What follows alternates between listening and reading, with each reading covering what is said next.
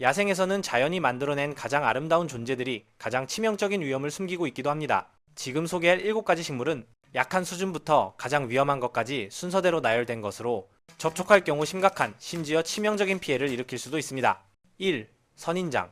첫 번째 식물은 바로 선인장입니다. 선인장은 종류가 셀 수 없이 많지만 이들 모두가 공통적으로 지닌 가장 위험한 특징은 바로 몸 전체를 덮고 있는 날카로운 가시입니다.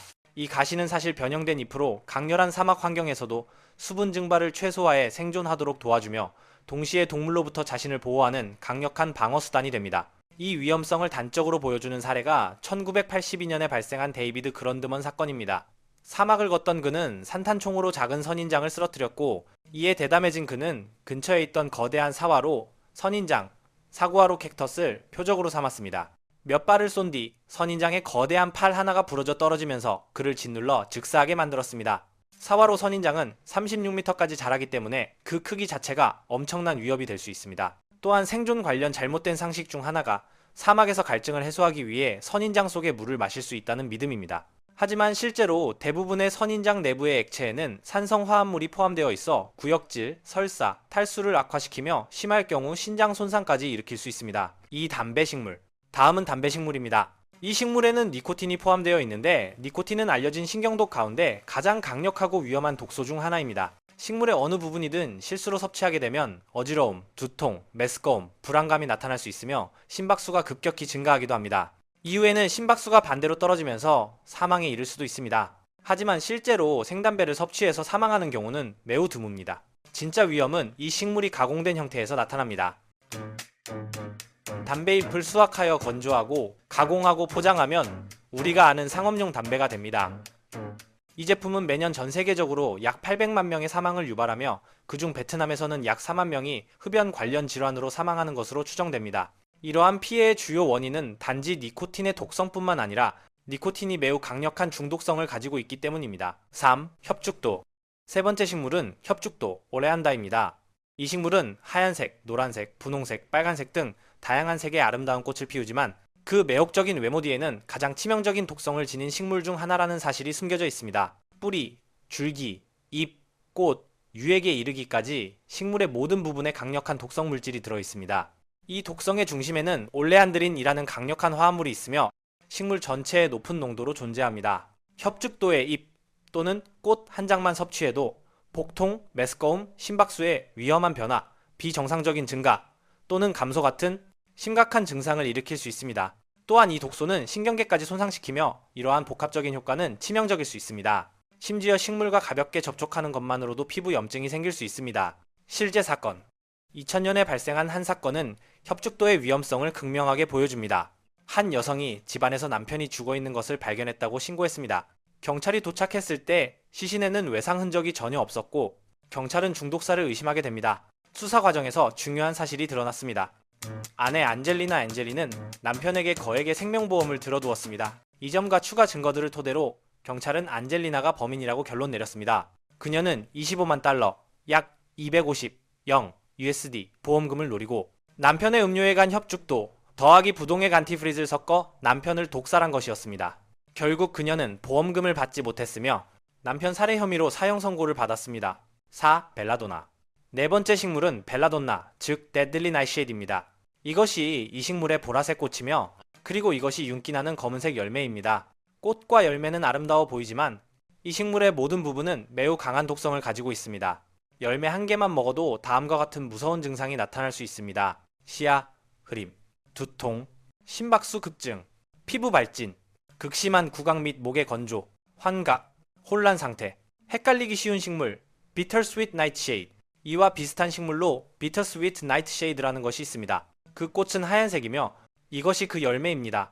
보시다시피 두 식물의 열매는 매우 비슷합니다. 둘 다 검고 윤기가 나는 열매를 가지지만 비터스윗 나이트쉐이드의 열매는 대체로 여러 개가 송이로 달리는 형태입니다. 하지만 외형보다 중요한 공통점은 단 하나, 두 식물 모두 매우 독성이 강하다는 것입니다. 따라서 이 두 종류의 식물은 절대 가까이 하지 않는 것이 가장 안전합니다. 5. 겔세미움 엘레강스. 다섯 번째 식물은 젤스미움 엘레간스, 흔히 하트브레이크 그라스라고 불립니다. 이 식물은 노란색 나팔 모양의 꽃이 군생하는 모습으로 쉽게 식별할 수 있습니다. 이 식물은 치명성이 극도로 강해 문학 작품에서도 자살용 독초로 묘사될 정도입니다.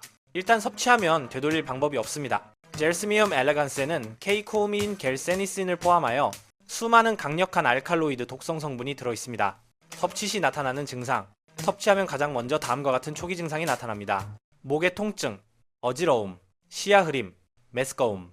곧이어 증상은 더욱 악화되어 극심한 복통, 심박수 감소, 그리고 결국 사망에 이르게 됩니다. 아시아 지역에서 흔한 독초. 이 식물은 차이나, 인디아, 인도네시아, 비엔남 등 여러 아시아 국가에서 흔하게 자랍니다. 특히 비엔남에 널리 분포해 있어 실제로 많은 사람들이 실수로 중독되는 사례가 발생했습니다. 이는 진심 어린 경고입니다. 당신이 사는 지역에 이 식물이 있는지 반드시 알아두십시오. 잘못된 접촉이나 섭취는 돌이킬 수 없는 비극으로 이어질 수 있습니다. 6. 피마자. 여섯 번째 식물은 캐스터빈 플랜트입니다. 이것이 그 잎이며 이것이 꽃, 그리고 이것이 열매입니다. 열매가 말라서 갈라지면 그 안에서 캐스터빈스 피마자 씨가 나오는데 이 씨앗이 식물 중 가장 위험한 부분입니다. 그 이유는 캐스터빈스 안에 리아이신이라는 극도로 강력한 독성 물질이 들어있기 때문입니다. 라이신 중독 증상. 사람이 라이에이신에 중독되면 다음과 같은 증상이 나타납니다. 메스꺼움, 극심한 복통, 이어서 다음과 같은 출혈성 증상이 발생, 토혈, 혈뇨, 혈성설사. 라이신이 얼마나 위험한지 보여주는 대표적인 사건이 있습니다. 1978년 조르기 말코브 사건. 1978년 기자 조르지 말코비는 출근길에 버스 정류장에서 버스를 기다리고 있었습니다. 그 순간 다리에 갑작스럽고 날카로운 통증이 느껴졌습니다. 뒤를 돌아보니 한 남자가 떨어뜨린 우산을 주우며 허둥대다가 죄송합니다 라고 사과한 뒤 서둘러 걸어가 버렸습니다. 그 후 조르기는 버스를 타고 출근했지만 회사에 도착할 무렵 다리 통증은 훨씬 심해졌습니다. 고통이 너무 극심해져 결국 병원에 입원했지만 의사들은 원인을 찾지 못했습니다. 입원 4일 후 그는 사망했습니다. 사망 후 밝혀진 진실. 부검 결과 그의 다리 안에서 직경 1.7mm의 아주 작은 금속 펠릿이 발견되었습니다. 그리고 그 내부에서 라이신이 검출되었습니다. 즉, 쥐오르지의 죽음은 라이신에 의한 독살이었습니다. 범행 방식은 이렇게 추정됩니다. 우산 끝에 숨겨진 장치에서 라이신이 담긴 펠릿을 발사했다는 것. 동기는 그가 정치적으로 민감한 내용을 다루는 기자였기 때문으로 여겨집니다. 그러나 범인은 끝내 잡히지 않았습니다. 7. 로저리피. 일곱 번째이자 마지막 식물은 로사리피 또는 제이 에큐리티빈, 에브라스프리케리였습니다. 이것이 그 꽃이며 그리고 이것이 그 씨앗입니다. 이 식물의 씨앗은 종종 묵주, 로사리 구슬을 만드는 데 사용되는데 이것이 로사리피어라는 이름이 붙게 된 이유입니다. 그리고 이 식물이 이 목록에 포함된 가장 큰 이유는 바로 이 씨앗에 극도로 위험한 독소 에이브린이 들어있기 때문입니다. 에이브린 라이신과 거의 동일하지만 훨씬 더 강한 독성. 에이비아린과 라이신은 마치 형제 같은 물질입니다. 화학 구조도 비슷하고 중독 증상 역시 거의 동일합니다. 그러나 독성의 강도만큼은 에이비아린이 라이신보다 수십 배 더 강력합니다. 삼켰을 때는 안전할 수도 있다. 하지만 씹으면 끝입니다. 로사리피와 카스터빈 두 식물 모두 씨앗을 그대로 통째로 삼키면 단단한 식껍질이 소화되지 않고 그대로 배출될 수 있어 생존 가능성이 있습니다. 그러나 씨앗을 씹거나 부수는 순간 독소가 방출됩니다. 그 순간부터 생존은 거의 불가능합니다. 마지막으로 한 가지 더 경고하고 싶은 점이 있습니다. 지금 소개한